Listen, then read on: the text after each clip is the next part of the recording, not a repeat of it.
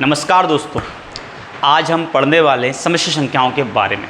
मैं आपको पूरी क्लास में समझाऊंगा समस्या संख्याएं होती क्या हैं, किस प्रकार बनी और कैसे हम इसको हल कर सकते हैं। ये सब आपको यहाँ जानकारी में दूंगा, तो क्लास में अंत तक बने रहें। क्लास बड़ी शानदार होगी और आपको लास्ट तक मज़ा आएगा और आपको बहुत कुछ यहाँ सीखने को मिलेगा। तो स्टार्ट करते हैं भाई क्लास और देखते हैं समस्या संख्या क्या होती है। समस्या संख्या जो होती है आपकी वो होती है z बराबर a plus I B, A plus I B. अब यहाँ आपके समस्या संख्या के दो हिस्से हैं, एक हिस्सा a है और अगला क्या है आई बी। a का मतलब क्या होता है, तो a आपकी वास्तविक संख्या है और आई बी आपकी क्या है, काल्पनिक संख्या है। अब मैं बताता हूँ आपको वास्तविक संख्या क्या होती है और काल्पनिक संख्या क्या होती है। तो वास्तविक संख्या देखेंगे, देखो ये आपकी वास्तविक संख्या, रियल नंबर आपका वास्तविक संख्या।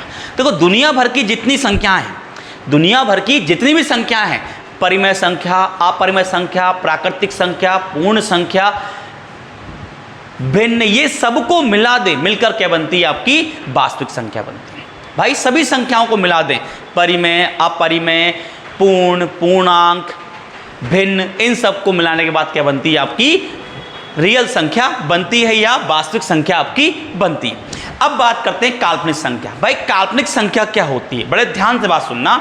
काल्पनिक संख्या क्या होगी, तो काल्पनिक संख्या की अगर बात करूं तो मेरी बात को ध्यान समझना, यही चीज समझने लायक है काल्पनिक संख्या क्या होती है। देखो जैसे कहीं पे आपको लिखा मिला है कि रूट के अंदर कितना लिखा है, रूट के अंदर कितना लिखा है, 4। रूट के अंदर कितना लिखा है भाई, 4। अब इस संख्या को मुझे रूट से बाहर निकालना है। अगर कोई संख्या रूट के अंदर है, अगर कोई संख्या रूट के अंदर है तो भाई वो क्या होगी, आपकी काल्पनिक संख्या, अगर वह रूट के अंदर क्या की है, माइनस की है। अब बड़े ध्यान से बात सुनना। अच्छा इसको मैं ऐसा बोल सकता हूं क्या, तो आप कहोगे हाँ सर बोल दो, 4 × -1।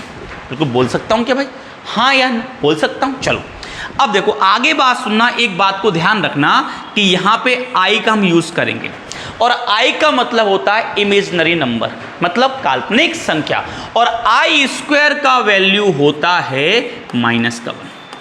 i² का वैल्यू क्या होता है, -1 होता है। i² का वैल्यू क्या होता है, -1। तो आप कहेंगे भाई यहाँ क्या होगा आपका 4 × और ये क्या हो जाएगा i²।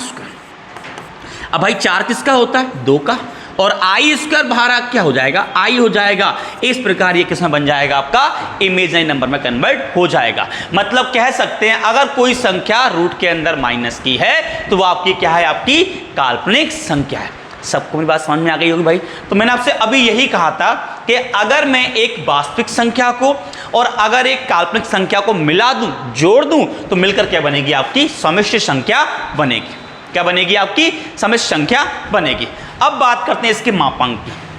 अब बात करते हैं इसके मापांक की। मापांक मतलब क्या होता है, मापांक मतलब होता है वास्तविक संख्या और काल्पनिक संख्या के बीच की दूरी। वास्तविक संख्या और काल्पनिक संख्या के बीच की दूरी, वो हमारा क्या होता है, मापांक होता है। जैसे मान लो मेरी एक समष्टि संख्या क्या है, आपकी 3 + 4i है। क्या है भाई, 3 + 4i, और मुझे इसका मापांक निकालना। मुझे क्या निकालना है, इसका मापांक। तो ध्यान से बात सुनना, अगर मैं इसका मापांक निकालूंगा तो क्या आएगा भैया, a² + b²। भाई काय के अंदर, रूट के अंदर। a का मान कितना है, 3, 3 का स्क्वायर 9। b का मान कितना है, 4, 4 का स्क्वायर 16। 9 और 16 कितना है, 25, और 25 किसका होगा भाई, 5 का। तो इसका मापांक क्या होगा भाई, 5 होगा। 5 क्या है भाई, मापांक है, और मापांक का मतलब क्या है, वास्तविक और काल्पनिक के बीच की दूरी, और इसको मैंने ग्राफ द्वारा समझाया है। मतलब ये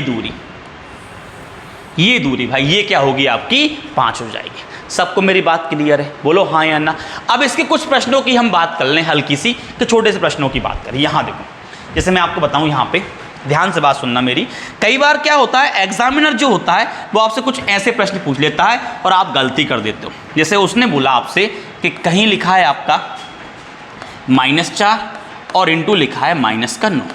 अब इसको हल करने पर क्या आएगा, -4 × -9 हल करने पर क्या आएगा। तो भाई दोनों आपकी क्या है, काल्पनिक संख्या है। दोनों क्या है, आपकी काल्पनिक संख्या। इनको हल हम कैसे करेंगे, बड़े ध्यान से सुनना।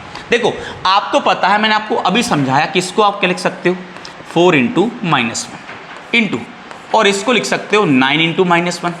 ओके भाई, क्या लिखोगे, 4 × -1 और 9 × -1। चलो भाई अभी कहा था -1 का मतलब क्या होता है, तो -1 का मतलब होता है आई स्क्वायर इंटू, यहाँ देखो -1 का मतलब क्या होता है, तो वो होता है आई स्क्वायर।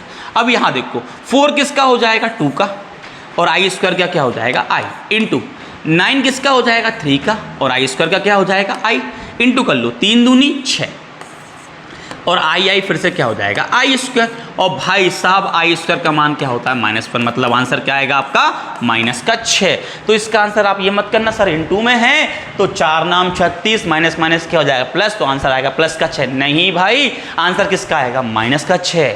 बात क्लियर सबको मेरी भाई? तो ये गलती ना करें, सबको समझ में आ गया होगा समझ संख्याएं क्या होती हैं, किस प्रकार इनको हल करते हैं। मिलते हैं हम लोग अगली वीडियो में, जब तक कि नमस्कार, जय हिंद, जय भारत।